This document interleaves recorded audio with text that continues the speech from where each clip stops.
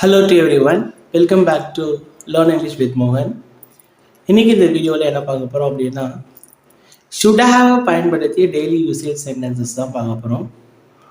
should have அப்படின்றத எங்கே use பண்ணலாம் அப்படின்னா கடந்த காலத்தில் நடந்து முடிந்த ஒரு செயலை பற்றி பேசும்போது should have அப்படின்றத யூஸ் பண்ணலாம். ஃபார் எக்ஸாம்பிள், நான் போயிருக்க வேண்டும், நீ விளையாடி இருக்க வேண்டும், அவள் சமைத்திருக்க வேண்டும், அவன் சொல்லியிருக்க வேண்டும், அவர்கள் பாடி இருக்க வேண்டும். ஸோ இந்த மாதிரி கடந்த காலத்தில் நடந்து முடிந்த ஒரு செயலை பற்றி இப்போ நம்ம பேசுகிறோம் அப்படின்னா அங்கே should have அப்படின்றத நம்ம யூஸ் பண்ணலாம்.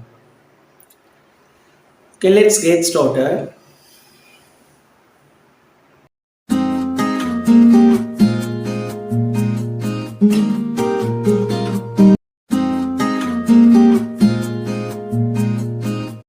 ஓகே, இந்த சென்டென்ஸ்லாம் நம்ம எழுதுறோம் அப்படின்னா இதெல்லாம் ஒரு ஸ்ட்ரக்சர் ஃபார்ம்ல எழுதலாம். என்ன ஸ்ட்ரக்சர் பாருங்க, subject plus should have V3 form. V3 ஃபார்ம்னா என்ன, பாஸ்ட் பார்ட்டிசிபிள். ஸோ இந்த ஃபார்ம்ல தான் நம்ம இந்த சென்டென்ஸ் எல்லாமே நம்ம ஃப்ரேம் பண்ண போகிறோம். ஸோ என்னோட சேர்ந்து நீங்களும் ட்ரை பண்ணலாம், கமெண்ட்ல போஸ்ட் பண்ணுங்க. ஃபர்ஸ்ட் ஒன் நம்ம ட்ரை பண்ணலாம். நான் போயிருக்க வேண்டும் அப்படின்னு சொல்றோமா. ஸோ நான்னா என்ன சொல்லுவோம், ஐ. போயிருக்க வேண்டும், போ அப்படின்றத என்ன சொல்லுவோம், கோ. இது V1. V2 என்ன ஃபார்ம், வென்ட். V3 ஃபார்ம் என்ன, கான். ஸோ நம்ம எல்லாமே எப்படி எழுத போகிறோம், should have V3 form. So இந்த ஃபார்ம்ல எழுதியாச்சு. அப்போ அந்த அப்படியே ஃபாலோ பண்ணலாமா, ஐ should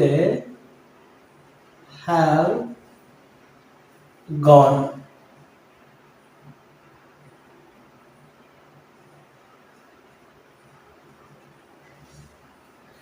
நான் போயிருக்க வேண்டும், இது எப்படி எழுதலாம், I should have gone. இது எப்படி தானே. ஸோ பாஸ்ட்ல நடந்த ஒரு விஷயம் அதை பத்தி இப்ப சொல்றோம். நான் போயிருக்க வேண்டும் அப்படின்னா இங்கிலீஷ்ல எப்படி எழுதலாம், I should have gone அப்படின்னு எழுதலாம்.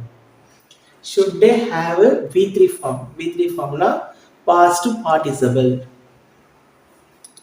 நீ விளையாடி இருக்க வேண்டும், நீ என்ன சொல்லுவோம், you.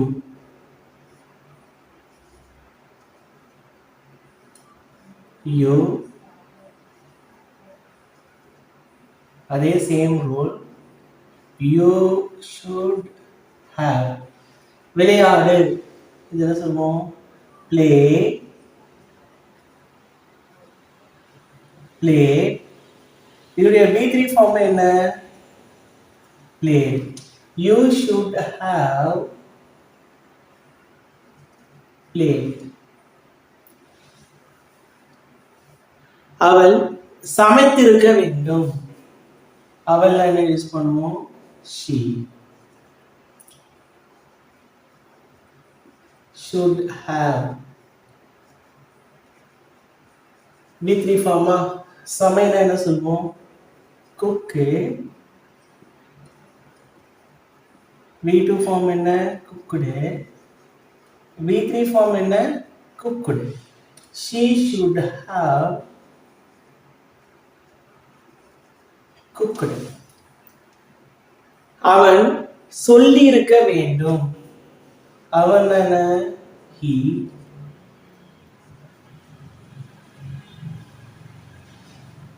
should have சொல், என்ன சொல்லுவோம், tell. simple pastல told, simple pastல told. He should have told. அவர்கள் பாடி இருக்க வேண்டும், அவர்கள் என்ன யூஸ் பண்ணுவோம், they. should have sing, பாடுதலா, sing, sang, sung. But they should have sung.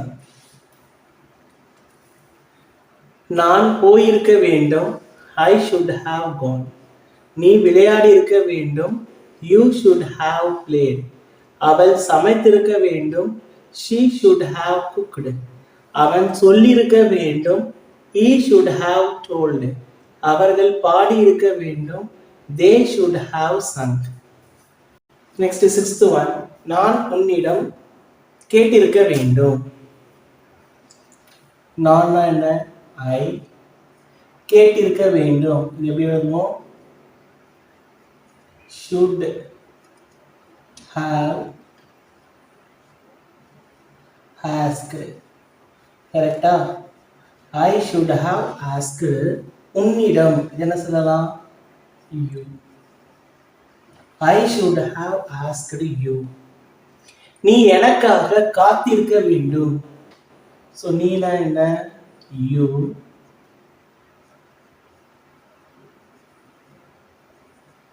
Should have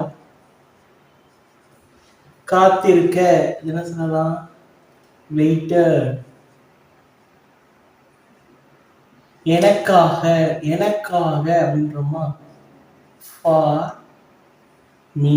எனக்காக இந்த காக அப்படின்னு வரும்போது for என்ற கன்ஜெக்ஷனை யூஸ் பண்ணலாம். எனக்காகன்னு சொல்லும்போது me. You should have waited for me அப்படின்னு எழுதலாம்.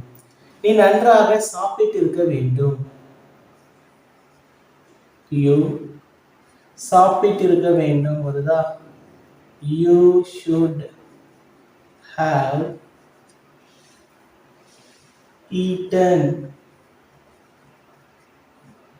நன்றாக என்ன சொல்லலாம்? Well. You should have eaten well அப்படின்னு எழுதலாம். அவன் மன்னிப்பு கேட்டிருக்க வேண்டும். He should have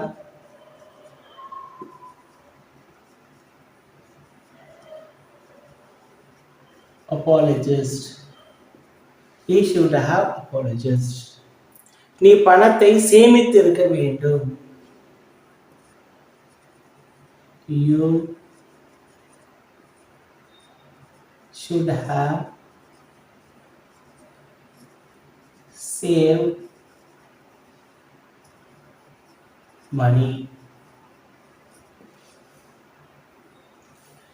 நான் உன்னிடம் கேட்டிருக்க வேண்டும். I should have asked you. நீ எனக்காக காத்திருக்க வேண்டும். You should have waited for me. நீ நன்றாக சாப்பிட்டிருக்க வேண்டும். You should have eaten well. அவன் மன்னிப்பு கேட்டிருக்க வேண்டும். He should have apologized. நீ பணத்தை சேமித்திருக்க வேண்டும். You should have saved money. Next 11th one. அவன் கோவிலுக்கு போயிருக்க வேண்டும். இது எப்படி எழுதலாம்? அவன் என்ன சொல்வோம்? He. போயிருக்க வேண்டும். He should have gone. கோவிலுக்கு அப்படின்னு சொல்றோமா? க்கு அப்படின்றோம் பார்த்தீங்களா? ப்ரெபோசிஷன் யூஸ் பண்ணலாம். To the temple.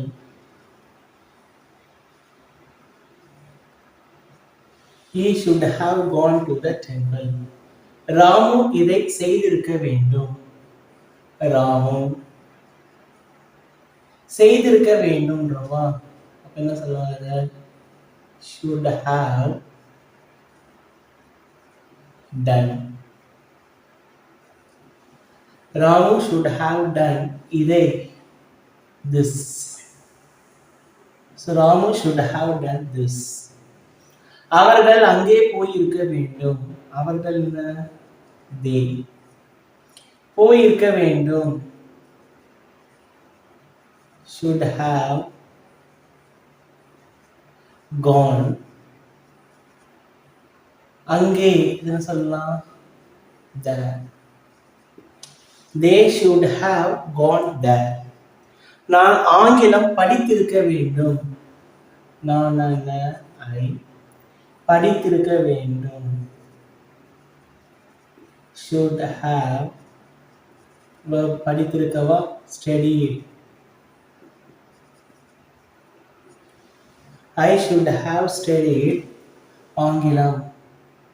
English. I should have studied English. உங்களுக்கு ஏதேனும் பிரச்சனை இருந்தால் தெரிவிக்க வேண்டும். உங்களுக்கு ஏதேனும் பிரச்சனை இருந்தால் தெரிவிக்க வேண்டும் அப்படின்றாங்களா? If you are having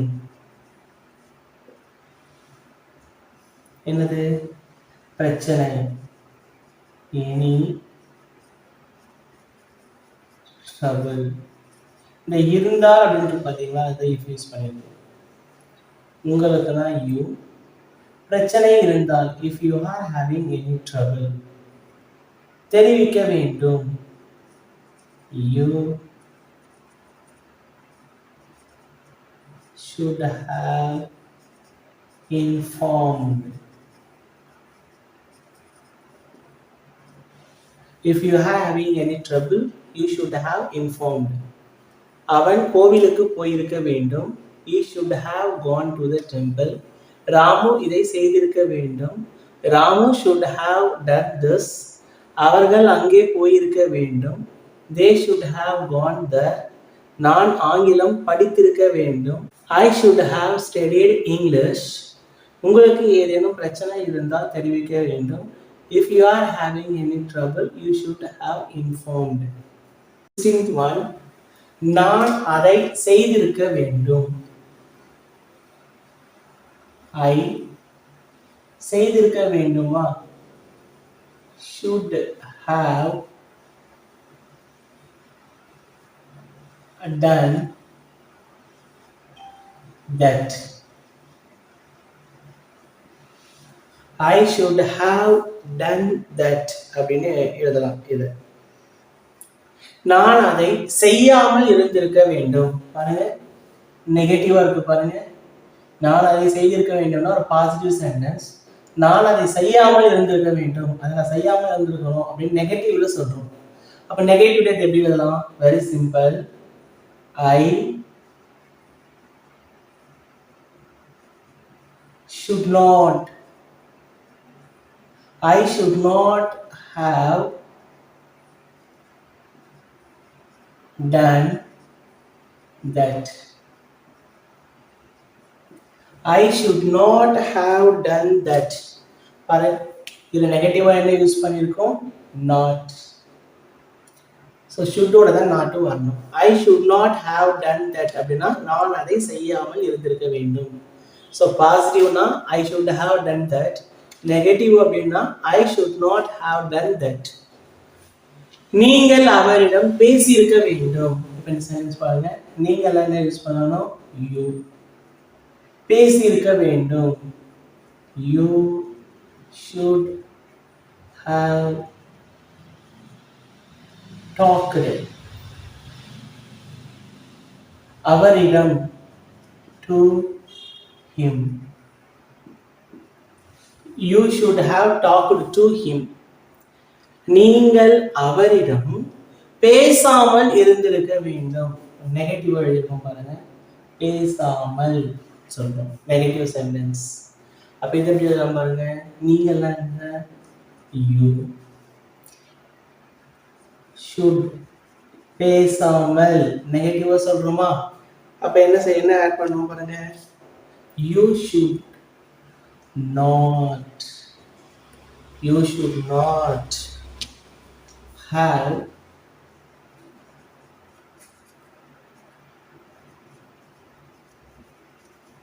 talked to him. பாருங்க, நெகட்டிவ் not. நீங்கள் அவரிடம் பேசாமல் இருந்திருக்க வேண்டும்னா you should not have talked to him. அவன் வரவில்லை, வந்திருக்க வேண்டும். இது எப்படி எழுதலாம் பாருங்க, அவன் வரவில்லை, சிம்பிள் பாஸ்ட். அவன் என்ன? he. வா அப்படின்னு என்ன சொல்வோம்? come. இதுவே வரவில்லை அப்படின்னு சொல்றோமா? அப்ப இதை எப்படி பிரிக்கலாம்? did plus come. came did plus come அப்படின்னு பிரிக்கலாம். அப்ப வரவில்லை என்ன பண்ணணும்? not சேர்க்கணுமா? he did not come. Do form ஓட not வரும். He did not come. வந்திருக்க வேண்டும். இப்போ அந்த சென்டென்ஸ் வந்தாச்சு பாருங்க. வந்திருக்க வேண்டும். யாரு? he. He should have come. He did not come. He should have come. அவன் வரவில்லை, வந்திருக்க வேண்டும். நான் அதை செய்திருக்க வேண்டும். I should have done that. நான் அதை செய்யாமல் இருந்திருக்க வேண்டும். I should not have done that. நீங்கள் அவரிடம் பேசி இருந்திருக்க வேண்டும். You should have talked to him. நீங்கள் அவரிடம் பேசாமல் இருந்திருக்க வேண்டும். You should not have talked to him. அவன் வரவில்லை, வந்திருக்க வேண்டும். He did not come. He should have come. இது உங்களுக்கான ஹோம்வொர்க். நான் தூங்கி இருக்க வேண்டும். நீ நன்றாக படித்திருக்க வேண்டும். நான் உனக்கு உதவி இருக்க வேண்டும். நான் உன் வீட்டிற்கு வந்திருக்க வேண்டும். நீ என்னை அழைத்திருக்க வேண்டும். ஸோ இதுக்கான ஆன்சரை கமெண்ட்டில் போஸ்ட் பண்ணுங்கள். I hope that this video is very useful to you. உங்களுக்கு இந்த வீடியோ பிடிச்சிருந்தது அப்படின்னா please hit a like button. உங்களுடைய ஃப்ரெண்ட்ஸுக்கும் ஷேர் பண்ணுங்கள். Don't forget to subscribe this channel. Okay, meet you again.